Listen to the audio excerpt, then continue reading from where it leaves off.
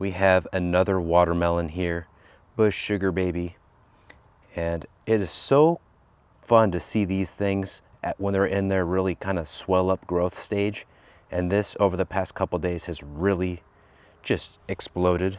I've got a couple other little fruit that are pollinated, but you can never quite tell what they're gonna do at this stage. Sometimes they grow a little bit, then they get stunted, and other times they just explode like that one.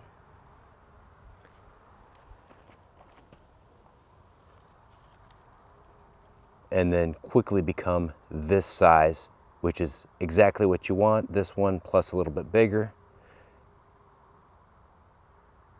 And it is so much fun, so rewarding. We are back with another Bush Sugar Baby update. This, I wanted to show where we are with the grow bag, 15-gallon grow bag. Yes, those are my daughter's toys. We like to have fun around here. The vines continue to grow. The flowers continue to do their thing. And let's gently go over here so the camera doesn't fuzz out. If I go too fast, it fuzzes out, and that's not fun for anybody. So this is a look at the 10-gallon grow bag, and we've got the watermelon, the biggest watermelon, hiding back there under the leaves, and that's coming from the 15-gallon grow bag.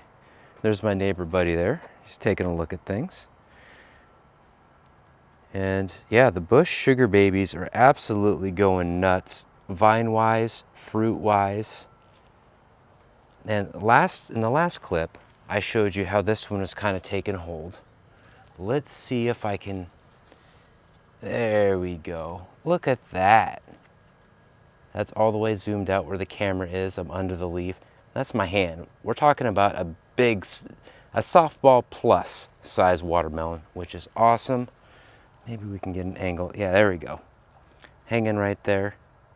I may need to add some support soon. We had a rain event that lasted a good day plus, and that really helped swell things up.